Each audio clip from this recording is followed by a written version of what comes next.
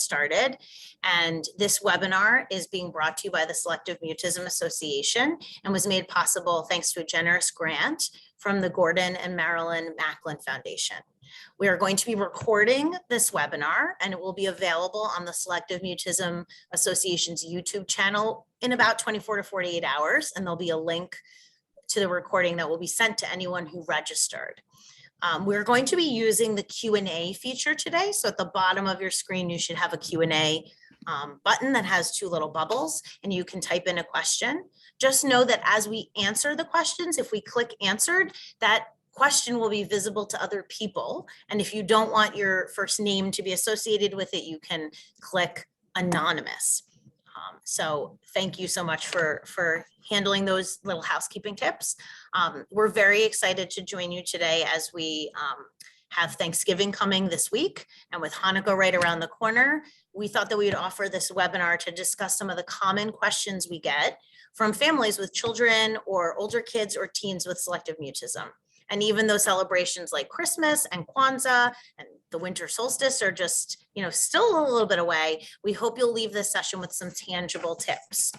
I want to introduce myself and my colleagues. So my name is Dr. Rachel Busman. I'm a clinical psychologist and I'm a board member of the Selective Mutism Association. I'm also the senior director of the Child and Adolescent Anxiety and Related Disorders program at Cognitive and Behavioral Consultants here in New York. And I run the Selective Mutism program there. And I'm joined by two of wonderful colleagues. I have Dr. Amanda Strano, who is a postdoctoral fellow who works with us, does tons of child and adolescent work and SM work as well. And Jessie Prizer, who's a pre-doctoral intern and also on our SM team. And we're just very excited to be here. So you might notice that we're not using a PowerPoint presentation. And for some of us who like to write things down and have something in front of us, don't fear. We do have some handouts available, but they're more tip cards with some sort of highlights of what we're going to be talking about today. And also we will have my email address populated into the chat so that you can email me if you have a question. Actually, our Kristen, who's on the board and manages special projects, has already put in the slides or the tips that we have. So one of the important things to think about as we talk about the holidays is to remember that every child is different. So I love being on the board. I love being part of conversations. And one of the things that can happen is you hear about someone else's progress or their tips, and then you start to think, why isn't my child doing that? Or my child is doing more than that. And it's just important to remember that one person's exposure might be too hard or too easy for someone else. So as we kind of go along in the talk today or this evening, I want you to think about if something sounds too hard for you, what do you think would be a way to make it easier? And if something sounds a little too easy, what would be a way to make it a little bit more challenging?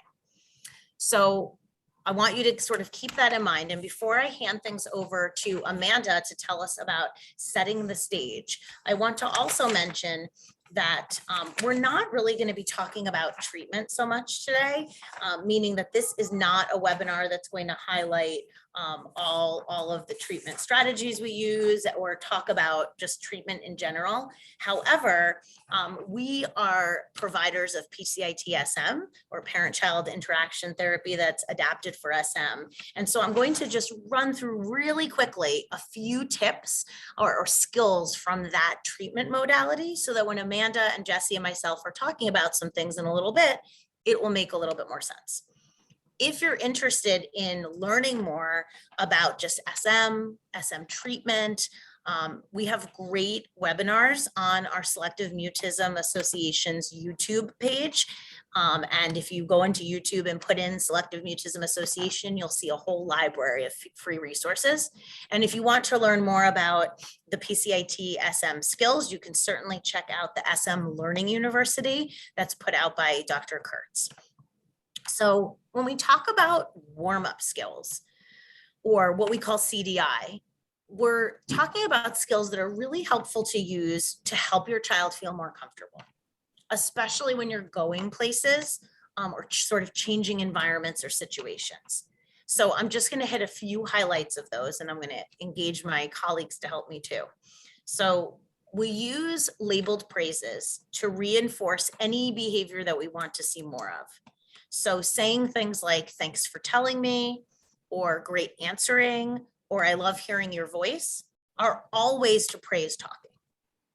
Similarly, when we repeat what our child says, that's called a reflection.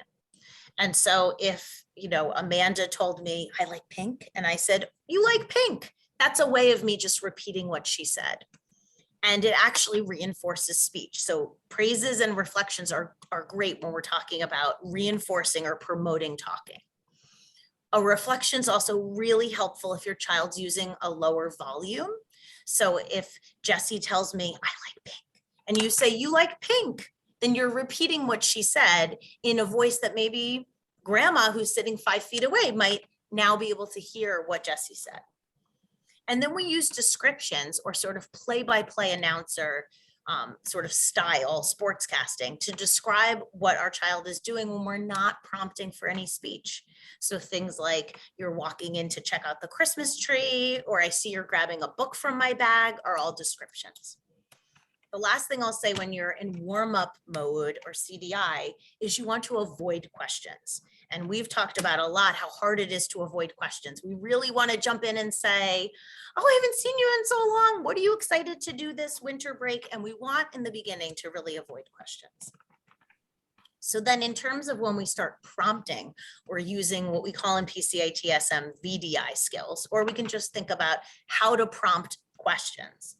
We want to keep a few things in mind. So we want to ask forced choice questions over yes, no questions. Because if I ask Jessie, Jessie, do you like getting presents? She might shake her head. And that's fine, because shaking your head is communicating, but it's not talking. And so we actually want to move away from things that promote more head nodding or gesturing. So I might instead say, Jessie, do you like getting a lot of presents or just a few presents? And I might say a lot of presents. A lot of presents, exactly. So I might then be able to hear what she said and be able to reinforce that.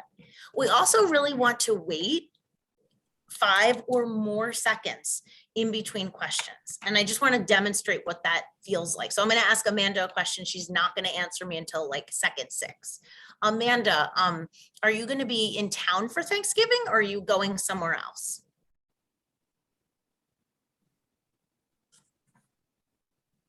Somewhere else. Somewhere else. Thanks for telling me somewhere else. So sometimes that can be it feels like a long time, but waiting is really important. And we want to really describe nonverbal gestures. So when Jessie shook her head, before we just move on, we can say, you're shaking your head, you're nodding, you're pointing.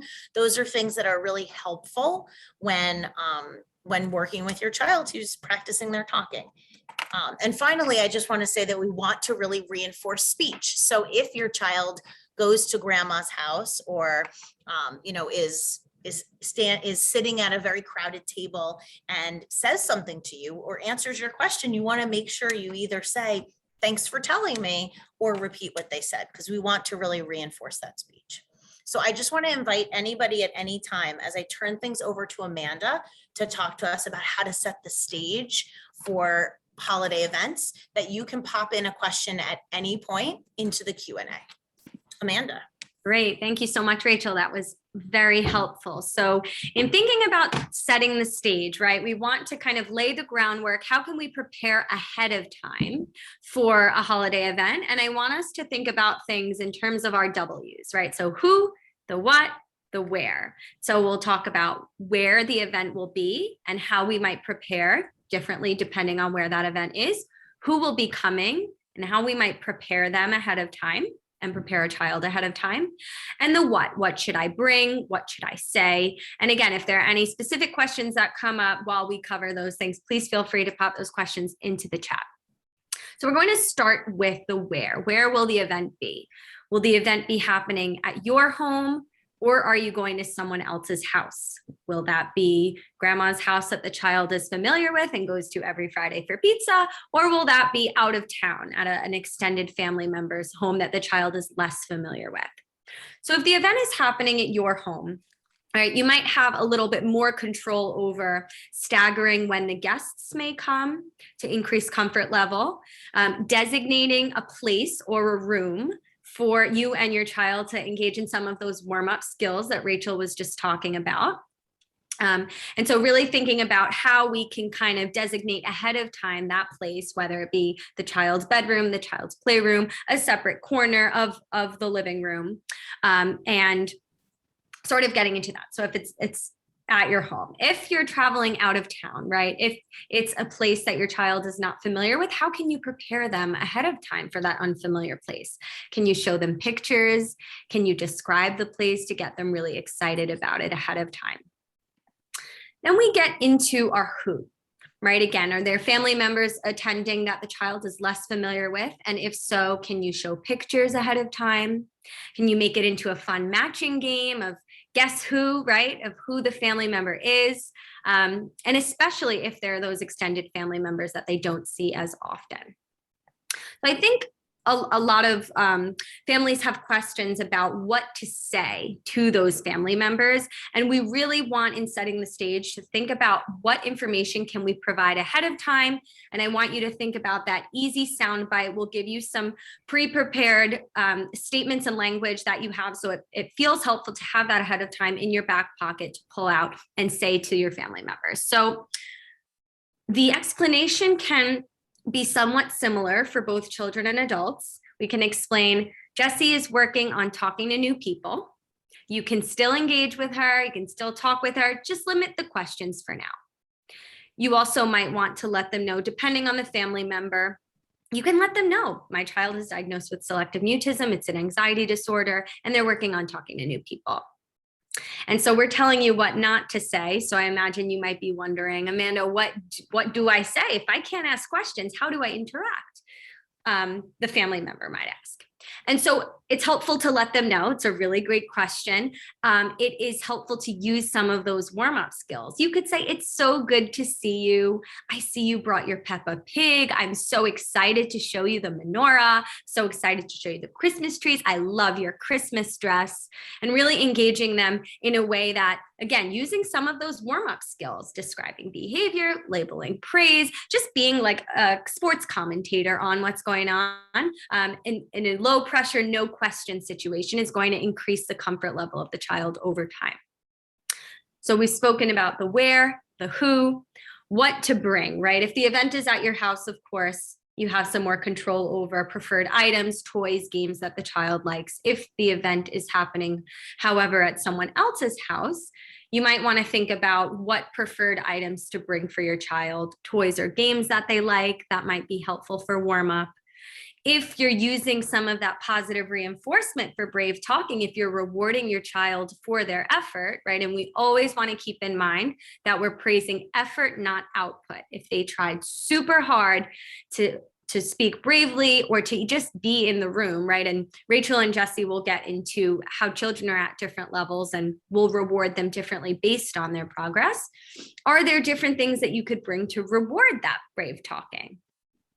And then again, designating that place for warm up at a family member's house, right? Saying something to the effect of, we appreciate if we could hang out in your living room for a bit, using some of the warm up skills with your child there, and then transitioning them into the rest of the home. That's super information, Amanda. And I think the person who asked this first question must have been reading your mind, because it's like tailored perfectly.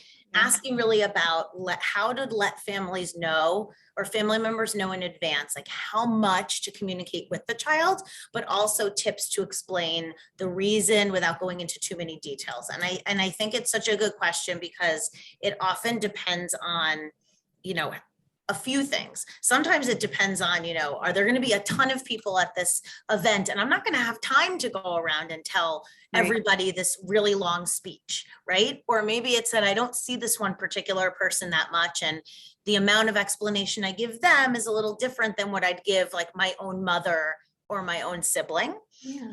And I would just lastly say, keeping it brief is going to help you if you as a parent are having any anxiety about it, and just saying, you can say my child has selective mutism, that's an anxiety disorder, and they struggle to talk in different situations. Or you can just say, we're working on answering questions. And I really appreciate if you just comment on what we're doing, or if you give us a few minutes to warm up in a guest room. Jesse, were you gonna add something? No, I was going to really say that I think as the caregiver, as the parent, that's a question that you can ask yourself about what your comfort level is in terms of disclosing how much information, and whether you want to disclose it or not is completely up to you, and it is okay, whatever you decide. Yeah, totally. And there's a lot of resources on our website, and you can certainly share some of the tips that are in the handouts. You can hand that to a family member. I do have another question, just I think will be good for Amanda. So one thing that comes up a lot is the idea of thank yous. And we know that kids that we work with SM often struggle to say hello, goodbye, please, thank you, excuse me. So during the holidays, gifts are exchanged, or someone might say something to your child, and as the parent, you want them to say thank you, or maybe you know that's really hard for them, but grandma or neighbor wants them to say thank you. So any tips for how to handle that, Amanda? Sure. That's a really good question, right? Because we understand family members and parents in particular really value good manners and saying thank you. And at the same time, this is hard with our kids with selective mutism. So I think there are a few directions you can go with depending on where your child is at. Keeping in mind that despite your best efforts at preparation, right, a family member may still have that expectation. And how do we, to the best of our ability, prepare ahead of time, right? So what does that look like? Maybe a pre-made thank you card that your child makes ahead of time and hands them out to family members, you helping them to do so with that. For a child that is a little more verbal, using some of those warm-up skills, right, that Rachel suggested, forced choice questions. So asking your child in front of grandpa, do we say thank you or happy Halloween, right? Really setting them up for success in that way. You could also, for a child who's answering non-verbally, go ahead and give a thumbs up to grandma if to say thank you for this gift. So having a different sort of hierarchy of where you're at based on where your child is at.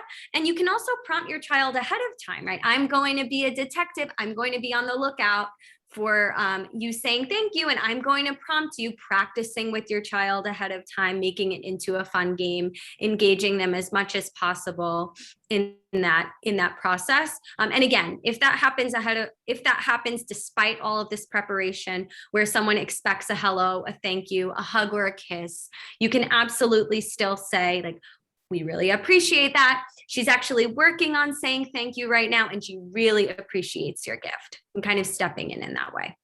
Yeah. And to piggyback off of that, which you said so clearly, if you are going into that holiday gathering and you do have some sort of prize or reward that you are giving for your child's effort towards talking or bravery, you can pre-establish with them, like, okay, for tonight, we're just gonna work on thank yous. And that can be what the behavior that's displayed in order to earn the prize. That's right. And I think it just really depends. I never start with thank yous, pleases, or names, but I think when we have kids that are working on higher level goals, that is absolutely an appropriate strategy to have. So I'm really glad for that question. This is perfect to punt this right over to Jesse, who's going to talk about something that comes up a lot, which is holiday pictures and how to handle them. Yes, very, very great segue. Similarly, keeping with the theme of like meeting your child where they're at, understanding that every child has different needs and has different abilities at this moment in terms of taking pictures and what that looks like. So as Rachel mentioned, right? So pictures are really a hot topic around the holidays, whether that's a picture with Santa, whether that's sending around a holiday card, whether that's a grandparent that wants to take a group picture around the Thanksgiving table, right? It's a moment to capture for family. And while pictures for a lot of kids on Santa's lap, in front of a menorah, around the Thanksgiving dinner table can be really exciting, we know that for kiddos that have selective mutism, this often causes a lot of anxiety. And it's not uncommon for kids with SM to have difficulty smiling or even tolerating their picture being taken. Oftentimes they might have a blank expression on their face. They are likely not smiling or may not be smiling, and they might appear fearful in the photo.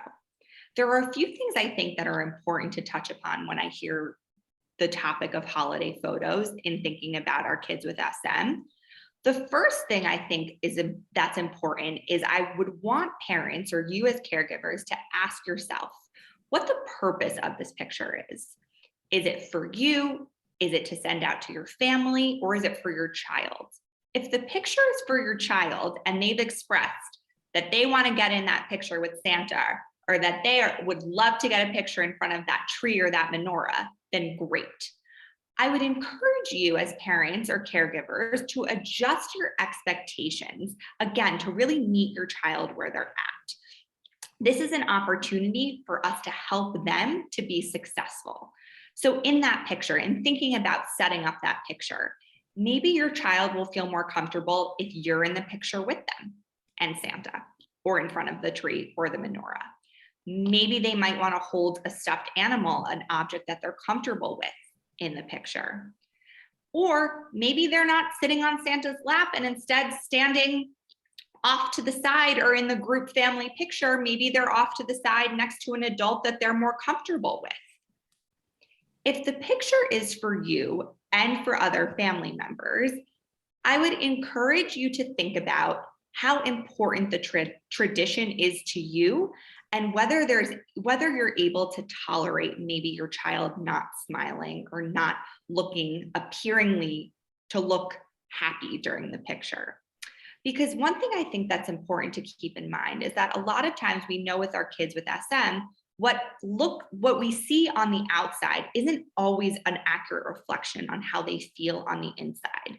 So while a child might not be smiling or might not look like they're having a good time, later that evening, in the comfort of their own home around adults that they're comfortable speaking in front of, they might share how much fun they had at Grandma and Grandpa's house for Thanksgiving.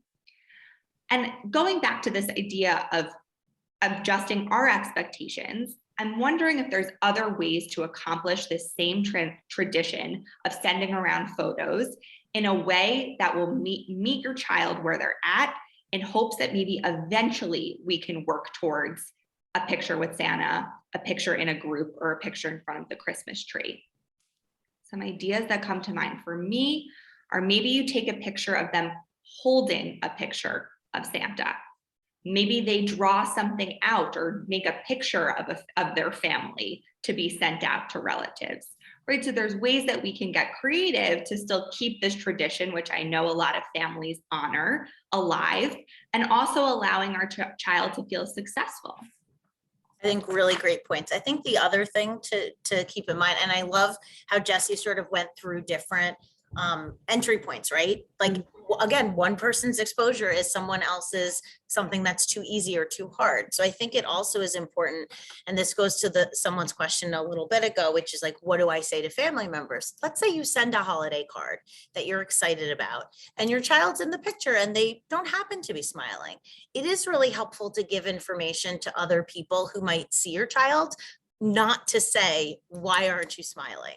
So you could say something like, I liked your holiday card, or I love this picture of you guys with your new puppy. But that asking questions like, why aren't you smiling? Or why didn't you look happy when you were with Santa are not helpful questions. The child's likely not going to be able to answer it, and they're going to feel bad. So I really would say, please avoid asking those kinds of questions. Another question. Oh, sorry. Go ahead, Jessie. Oh, no, that's okay. I was going to say, like, the one other thing that comes to mind for me is like difficulty kind of navigating family members and relatives who want to like pull out their camera right in the middle of dinner, or like as everyone's opening up presents. And again, like, I think feeding them that one-liner, or having like almost a script prepared about what you might say to the caregiver, such as, like, I love that you want to take a picture of Amanda opening the gift, or like, I love that you're asking Amanda to take a picture. This is something that we're still working on, and just leaving it at that. Yeah, I think that's such a really great point. And another question, just sort of piggybacking, is that a lot of people, I know I got an RSVP today for my son's winter concert, which made me think all about, oh my goodness, we're one, being excited that we're back in the auditorium. But I think for some family members and for some kids, that can be really anxiety provoking. So I'd love Jesse to answer that question, and then I'm going to answer the question that just came in. So how can we help kids be comfortable? What if a teacher is saying, should they stand on stage or not stand on stage? Should they sit out? What should we expect? Really good question. And also like along the theme of the holiday pictures of really like assessing where your child is at and like adjusting the expectations based off of what they're capable of doing at that given time. So when I think of like navigating the winter concert, my first thought is that as a parent, right, you're your child's advocate. So I might start off by having a conversation, right, in the privacy of your home or the comfort of your own home, and get a sense from your child, like what ideally they would want to be able to do for this winter concert. And I think kids, especially with SM, might have different answers. So maybe your child wants to work on getting up on stage. And so maybe it's that they stand next to a peer that they're comfortable with, or that they're placed towards the back. They're still on stage and maybe not the center of attention or the spotlight. Maybe your child is working on singing and participating in some of the holiday themed songs.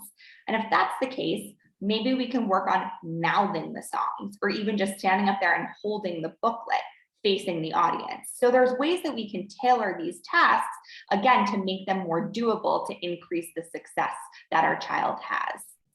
And then I think there are going to be kids who don't want to get on stage at all and who aren't comfortable facing the audience. And that is also totally okay. Maybe they're page turners and they're helping the teacher and set up the stage or do some decorations, and that's their contribution. Right. I think the big term is yet. Right. So, you know, we do a lot of SM treatment and we do a lot of work on what we call exposures. So brave exposures. And I don't see it as if the child is standing but not yet singing. To me, that yet is really important. Or turning the pages but not yet on stage. It doesn't mean they're not going to. It might mean, it just means we're assessing it at this particular point. At this particular point in time is, I think, important. I have worked with schools before that have really been amazing and have given kids opportunities to practice alone in an auditorium or just with their class, and had a smaller audience, or just a lot of repetition and practice just to get up on the stage. So I think there's lots of different ways we can do that. I love this question. Ooh, Jesse, you go ahead before I jump to this question. Say one last thing, like the last part is about the teacher. Okay, so now the teacher comes to you and says, how should I navigate the winter concert? Should I make Amanda or Rachel go on stage? Should I give them the booklet of music to sing from? And I think that's your time to really be, like I said, your child's advocate, to say, I spoke with him or her. This is what they would like to do. And these are awesome ways for you to praise their effort. So great job, Amanda, getting on the stage is a line that you can feed a teacher. You can also tell the teacher, you know, something that would be really meaningful to my child or to help increase our bravery is by praising them for even just turning the page. Again, right, exactly where they're at the moment. I don't tend to ask questions that I don't want the answer to. So this is my other side, right? So I always use this as an example. I don't ask my son, do you want to take a shower tonight? Because no matter what, even though he's been around for 11 years, he's usually just going to tell me, no, I don't need to shower. So I probably wouldn't just start the conversation with, Amanda, do you want to get up in front of your entire class or your entire grade and do a concert? A lot of people, including ones that are not anxious, might say no. So I might set the information in a slightly different way. There's a concert and it's going to be really exciting and parents are going to be coming. You're going to be singing a bunch of different songs. And I really want to know how to help you feel brave about that, right? That's very different than, do you want to do this thing, right? So I do love this question and I want to answer it. So is having your child have a pen and notepad with them to write answers to questions, enabling the child to not speak, or is that okay to have them feel comfortable? This is an excellent question. And I think the answer is that is that so writing and giving your child a pad and paper is giving them communication that's not talking, and it's okay with some transparency, right? So I think if I had a child that could communicate via writing, and I knew that the likelihood of them being able to answer any questions at a family's house was 0%, then I absolutely would have them take a pad and paper, but I'd talk about it in a slightly different way. I'd have people say things like, Amanda, go ahead and write down what you think your first present is going to be. So that's telling her to write something down rather than saying, what do you think is going to be your first present? So I ask her a question and then she writes it down and I act like she answered it in words. So I realize it's a little bit of a hard concept, but I also would say to my child, like, Amanda, I know you're working on answering questions and we've been doing pretty amazing talking on one-on-one play dates. And I know we're working on, let's say, fade-ins with a teacher at school. And we're going to a house of about 25 people. And that just seems a little too hard. Like, or we've talked about that's too hard. So taking a pen and paper, I think is going to be really helpful for those moments where answering is too hard. So I think it's really like the shift. I think if we just said, here's a pad and paper because there's no expectation to talk, that's a little bit different than saying like, this is our not yet. And like, right. So I still, as this parent, might ask Amanda in the kitchen alone, hey, Amanda, do you want to have like a lot of turkey or not that much? Because maybe she can answer me alone in the kitchen. But then when we get to, let's say, the family table, I might say, Amanda, write down what you did yesterday or what movie we went to see yesterday. So hopefully that's helpful.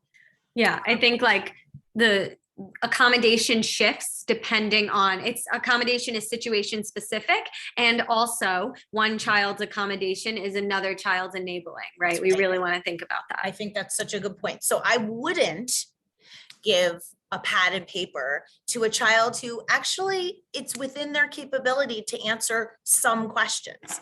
I certainly wouldn't remove all paper and pens from their access. But I think if Jessie, for example, has been answering grandma and can talk to a few cousins, I probably wouldn't have the pad and paper, and I'd set up a lot of opportunities for success and maybe reserve that notepad for when like grandpa that she hasn't seen in 3 years talks to her. So I think we really want to be mindful and thoughtful. We have another question coming in. Jessie, did you want to say something? We have a great question in the chat. Oh, great. I'm glad you're okay. Yeah. Any tips for a child who struggles to eat? I'm really glad. So Jessie, can you answer that? And then I'm going to answer the Q&A. And thank you to this amazing question. Yes, this is a great question, something that we see so common. It's not just in large family gatherings. Oftentimes kids with SM struggle to eat in school, struggle to eat out at public places. And again, I think it's about lowering or making the situation more doable for them. So maybe it's that they eat beforehand, depending on where your child's at, right? They eat beforehand, just with adults that they're comfortable with. Maybe they're placed at the end of the table next to just family members that they're familiar with. I oftentimes at school, right, if a child's at school, they might put up their lunchbox and eat behind their lunchbox at first. So ways that we can shape the environment to make it more comfortable for them to eat. Maybe it's that they're eating on a room that's just like on the side of the big dining room table. And again, to Rachel's point and Amanda's point, accommodation is taken very case by case, because if a child is able to eat at large gatherings and also feels a little bit nervous doing it, that we wouldn't want to sort of move backwards in a sense. Right. Instead, we would want them to challenge that anxiety. Yeah. If your child is unable to do that, then you meet them where they're at. I also think I would add, I think I'm making the assumption, and I think we all are, that maybe there's anxiety about eating. Mm-hmm. Also, we have a whole group of kids who have like a lot of picky eating, and sometimes that's related to anxiety, or it might be its own thing. And so I do think that, like, let's say you have a child who's really picky.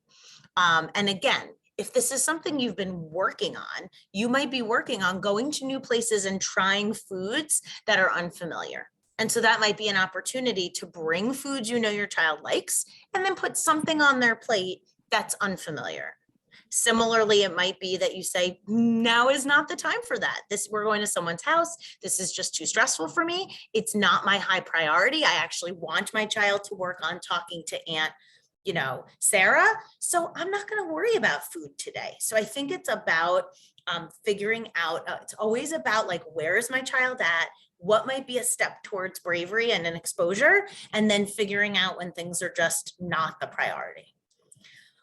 Thank you, Jesse, for calling attention to the chat. So this one says, my 4-year-old hasn't been diagnosed with SM, but I strongly suspect she has it.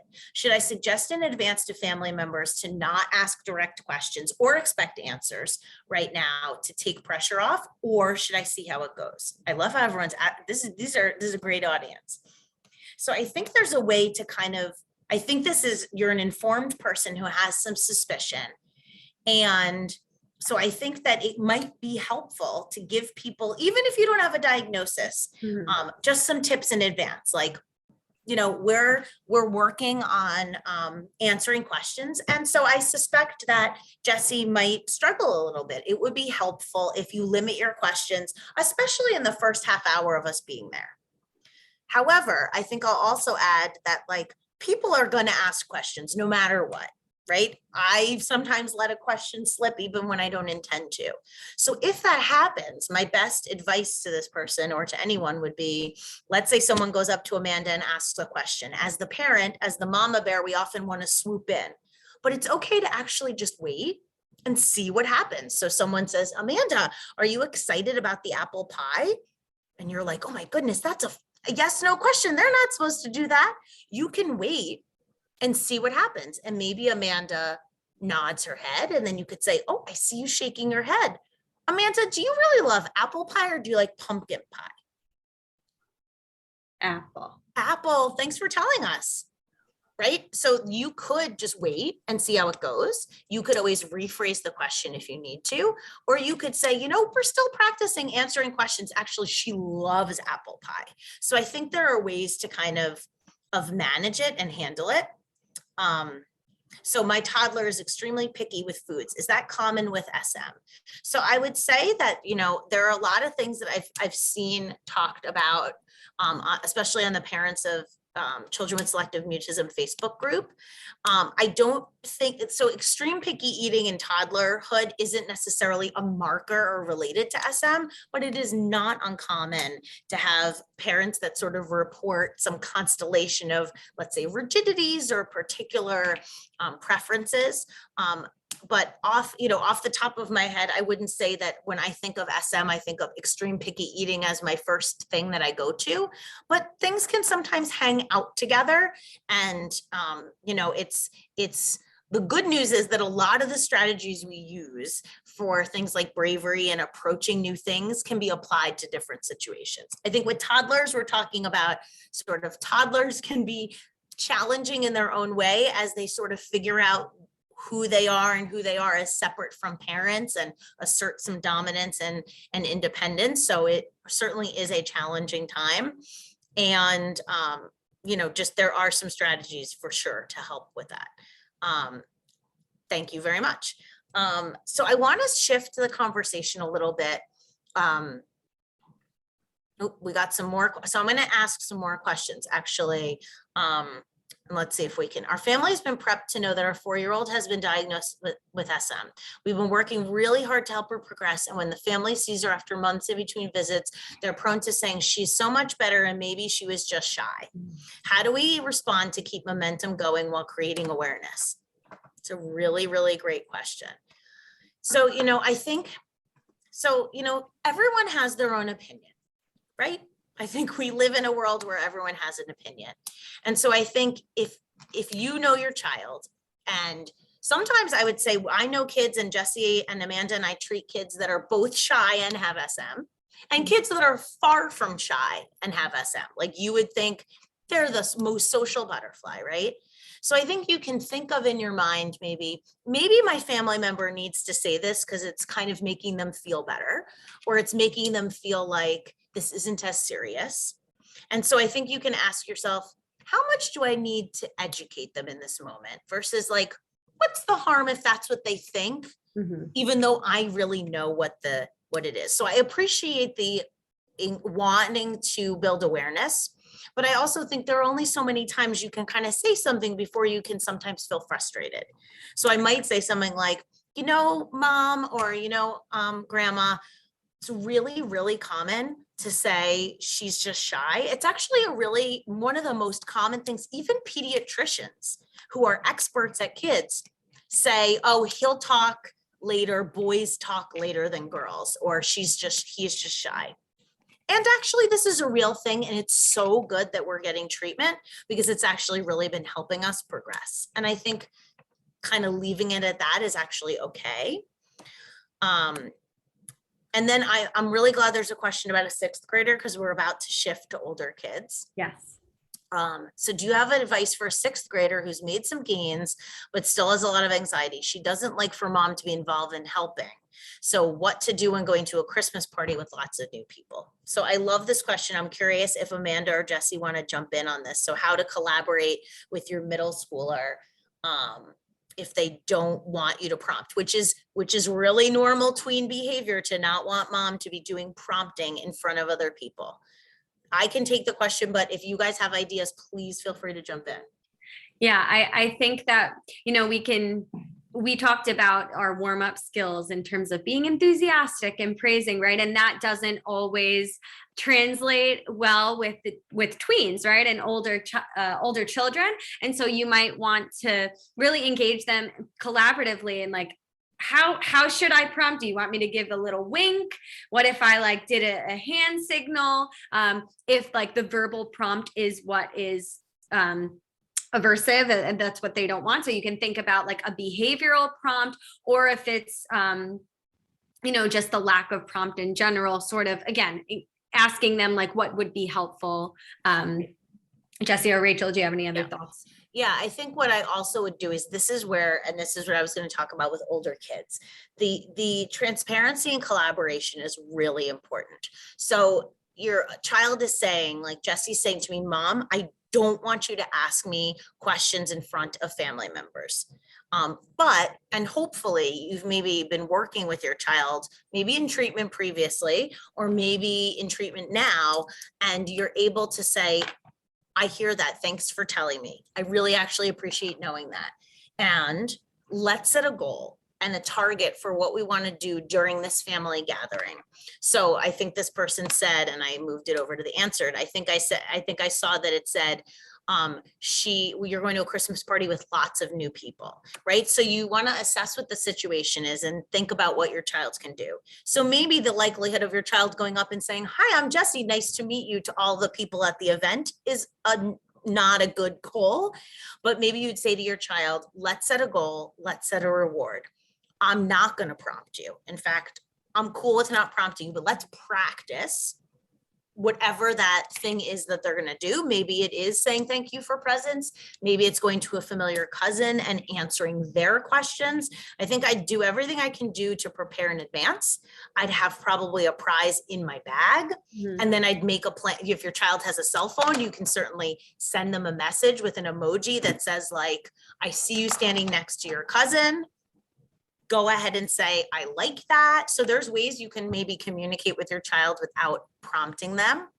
Jesse, were you going to say something? I was going to say, I also think our reinforcement can be a lot more casual and a lot chiller, right? Mm-hmm. So we talked about some of the warm-up skills in the beginning where we're saying, great job telling me, or thank you so much for answering. That's not going to land the same way with a 6th grader. So maybe our language isn't the overwhelming enthusiasm that we might use with a younger kid when they speak, but instead great job, and just shortening it a little bit. It's not specific, but it's just giving them that little dose of praise without making it more a center of attention. Exactly. I think with older kids and teenagers, you got to keep it casual, right? Mm-hmm. So you have to tone down your enthusiasm, you have to tone down your tone of voice, and the pace of the skills. So that sportscaster works really well with kids 7, 6, 5, but with 10-year-olds, they're going to look at you like, stop doing that, right? So you want to adjust your pace.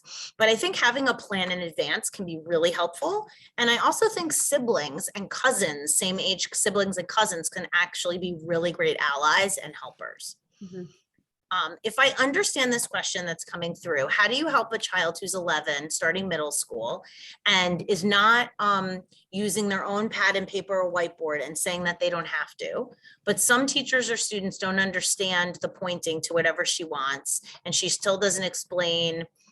And so I'm paraphrasing here. So how do you, I think part of it is, how do you work with teachers and others where it seems to be a power struggle, like maybe there's a lack of understanding on the school's part? And also, how do you still give a chance for the child to write or provide a writing option? So I think it's a really good question. And I think this, when you have an older child and you have like a middle schooler, one of the challenges is that you have like many teachers and many players, and that can be really overwhelming. I usually will look for the child's, and this isn't in order of priority, who's their favorite teacher, or who do they like a lot, or who's really interested or invested in my child. And that those might not be the same thing, but if I have like a choice of 8 people and the kid really likes someone, I might really try to engage that one person. I also would say that a lot of that has to come to education of the team in really understanding what selective mutism is, and that it's not a refusal to do a behavior, like a refusal to write or a refusal to participate, but often that's really due to really significant anxiety. Because I think that power struggle, when there's a power struggle and the school doesn't fully understand, that's going to get transmitted to the child as sort of frustration, or like, why, Jesse, come on, why are you just not telling me what you need? So, and then the other part is, if the child is reluctant or resistant to do it, I think there can be work that's done outside in treatment, in therapy, or just in working with your child. Like, I know you really don't want to use the pad and paper. Sometimes it's because the child feels like it's too much spotlight. Like, I'm doing something different that nobody else is doing and it feels really bad. So how can we figure out how to get your needs met and still do this thing that's hard? So sometimes it's using the pad and paper in a school psychologist's office, or the guidance counselor, or in a resource center. Okay, so I'm going to look at the chat. And guys, do you see any other questions coming in? Then I have one more thing. Oh, here we go. There are a few questions that I noticed in the Okay, chat. so I've heard of SM parents planning a treasure hunt for a family gathering where the SM child has to read along the clues as he or she proceeds through the treasure hunt. Have you ever heard of that? Do you have advice or suggestions? Yes, what a great idea. So someone must be using, so the good news is if you're like me and you're not creative, then you can go on Pinterest or Google holiday scavenger hunt and probably find 1,000 things on there. Now, probably some of you on this call are like super crafty and super creative, but it doesn't have to be. You could literally cut out a few pictures that you print of like turkeys or pumpkins. You could decide to do like a rainbow scavenger hunt where you have a piece of paper and you just draw a red circle, an orange circle, a yellow circle, a green circle, and have your child find objects that are different colors. I think what this person is talking about is getting a kid comfortable as they're switching environments to help them be more verbal or comfortable without the direct pressure of a prompt to speak. When we run our program Voices Rising, we do this as the kids move from the lobby. Actually, Jesse was in charge of our scavenger hunt for October. So Jesse, do you want to add anything about why we do these scavenger hunts? Yes, I have a few thoughts. I think my first thought is that, Rachel, I agree with you. It is a great transition activity to get a child more comfortable in a new environment. And it's done a few ways. So this specific person referenced reading aloud the clues. Again, if your child's a reader, great. If your child is able to read the clues, great. We also have a lot of young kiddos who cannot read, and also who, anxiety-wise, might not be able to read a clue just yet. So we might even non-verbally work with them by describing their behavior and pulling on some of the other warm-up skills during the scavenger hunt where we're not directly prompting them to speak. So what that might look like is, look, I have this sheet of paper in front of me. I have all of these clues. I'm looking around the office or I'm looking around the living room to try to find which picture on the wall matches my map. Oh, I see this is a pumpkin. I'm going to look at the wall for a pumpkin. And again, we're just talking out loud what we're doing, and we're talking out loud what the child is doing. Exactly. I also think it's a great opportunity to sprinkle in some of your forced choice questions. So if a child is really behaviorally engaged, goes right up to the first clue. And if they're ready and able to answer your question, you can start off by saying, did you find the pumpkin or did you find the turkey? Exactly. And I also think you can line feed to your family members. Let's say your child has a family member that they have talked to before, or they're really invested. You might say, and I say this right in front of the child, I might say, Aunt Amanda, ask Jessie if this is a picture of a pumpkin or a banana. Yeah. We have a bunch of questions coming in the flurry in the end. So I would say for a child who has such high anxiety that they spend their day totally frozen, that they're not only talking, but not behaviorally engaged, like holding a pencil or looking at people.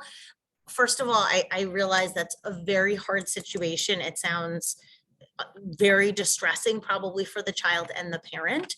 I would say that I would hope that that person is in treatment with a provider who specializes in child anxiety or SM. Sometimes when we see kids that have been in treatment that's evidence-based and not making the fast enough progress, or it's really gotten to a point where it's impairing the child's ability to even engage physically, we sometimes look at combined treatment, like evidence-based treatment like PCIT-SM and medication. I think sometimes we also have to prioritize what we work on. So in that specific situation, I would be prioritizing as a therapist, engaging just physically first before even speaking. But those are some of the things that come to mind. I love that someone just popped in a super fun idea. That's a great idea. Turkey feathers, that very great idea. Some higher level goals, giving compliments, saying pleases or thank yous, asking questions to other people. So we've used a higher level goal sheet. You could put this on a piece of paper, giving compliments. And for some kids, just give an example. I like what you're wearing. I like the food that you made. It could be asking questions to other people rather than just answering. It could be using a full sentence. It could be making comments rather, so spontaneous speech.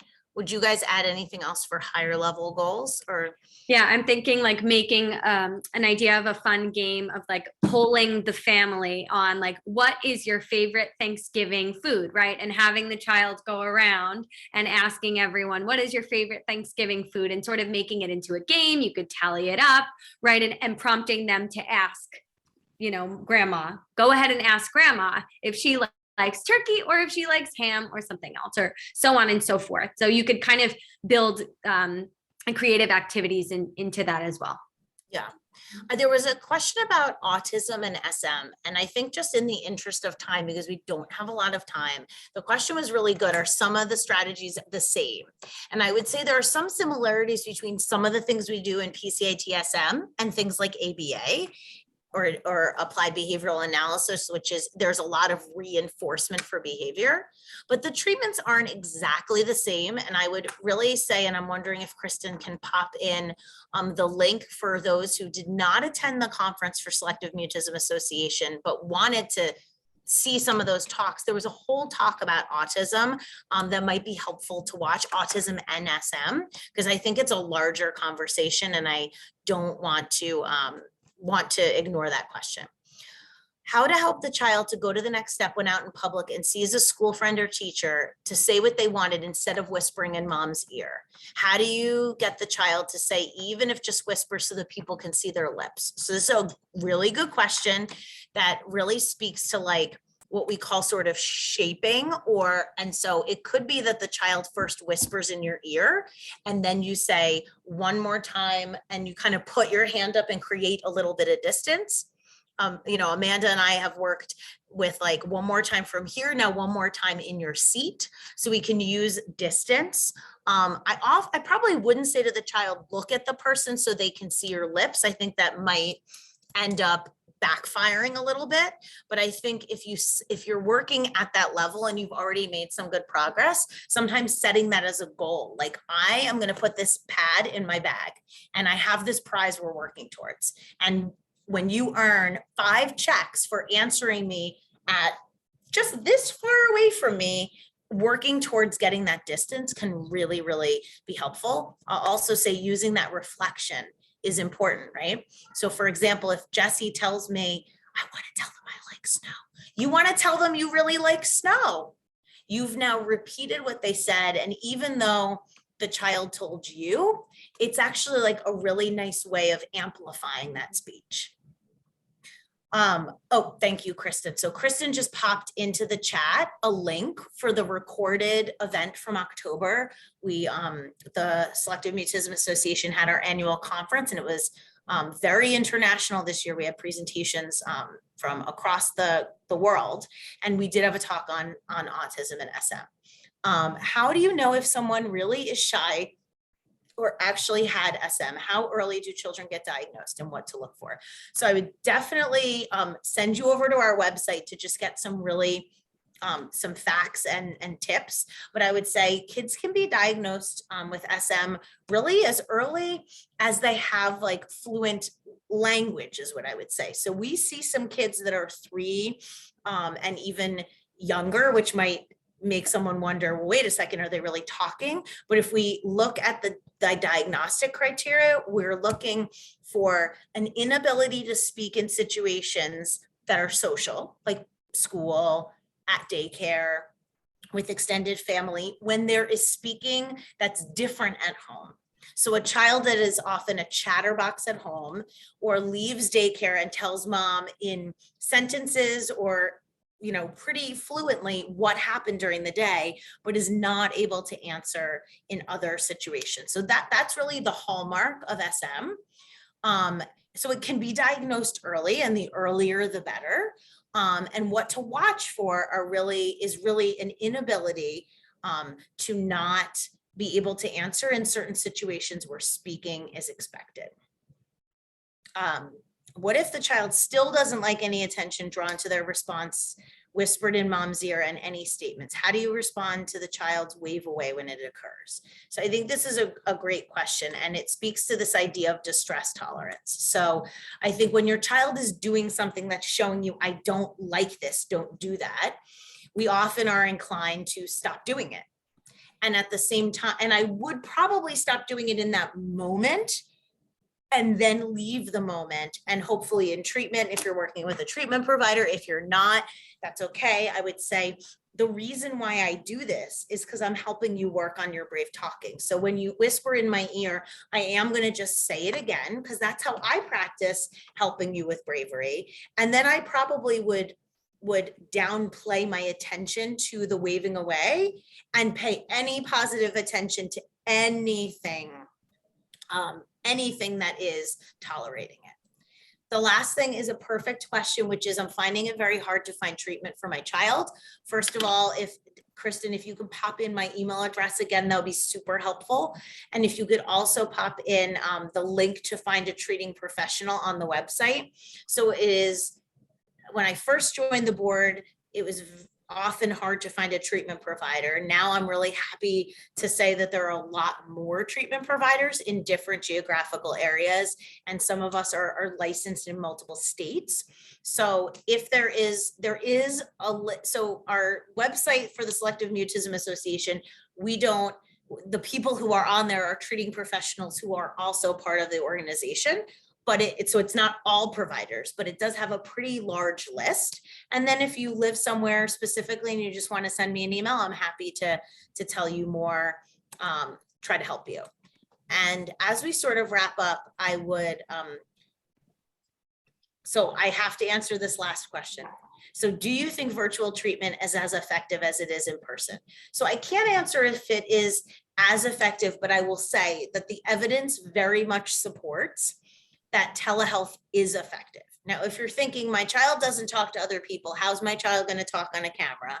Then you're asking the right question. And I'll tell you that the treatment is a parent-child intervention that involves, or a lot of the treatment we do, certainly the treatment we do, and it involves coaching parents in the use of skills. And so whether you're in the office behind a one-way mirror or on a computer using this laptop as a one-way mirror, essentially, the answer is yes, it's very effective. And Amanda, you do PCIT in its original form, and internet delivered PCIT is considered not just feasible, parents like it.